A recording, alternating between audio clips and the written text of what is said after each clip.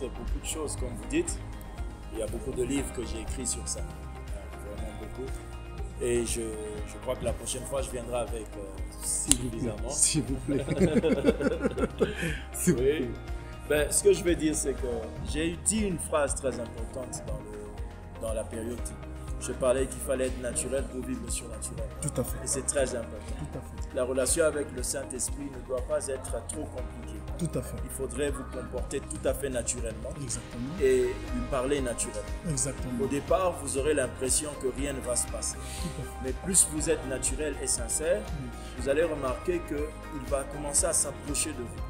La Bible dit que c'est le cœur qui parle au cœur. Tout à fait. Et donc, quand Dieu se rend compte que vous vous adressez de cœur à cœur avec lui, il finira par commencer à parler à votre cœur. Wow. Ça commence très timidement. Très timidement. Oui. Mais après, il faut passer du temps. Il faut chercher ça. Il faut rester là-dedans. C'est lui qui a envie de nous parler. Il ne faut pas oublier.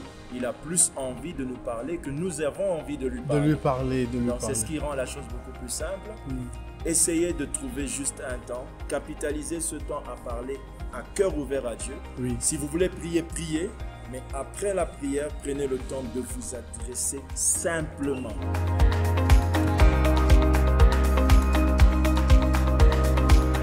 On lui dira d'abord qu'il y a Dieu, et Dieu est le Dieu de tout le monde. Amen. Même s'il n'a pas donné sa vie à Jésus, Dieu est tout d'abord le Dieu de tout le monde, Amen. Créateur de tout le monde. Oui. Et il peut, sans avoir donné sa vie à Jésus, avoir progressé dans la vie en faisant telle ou telle chose.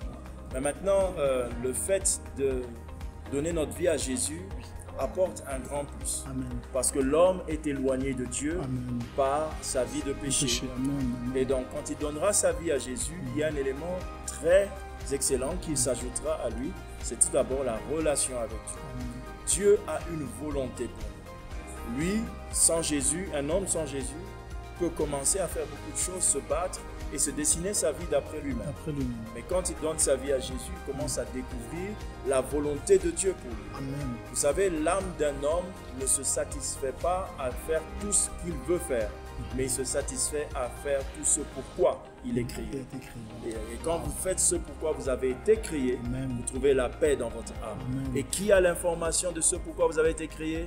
C'est le Saint-Esprit. Oh, wow. La Bible dit qu'il sonde le cœur de cœur. Dieu, il connaît les profondeurs de Dieu. Profondeur de Et donc, Dieu. si cette personne qui n'avait pas Jésus veut vraiment avoir la satisfaction de son âme, Amen. qui donne sa vie à Jésus. Amen. Et Jésus lui donnera l'Esprit. Amen. Si le Père a donné le Fils Jésus pour mourir pour nous, le Fils nous donne le Saint-Esprit de l'Esprit.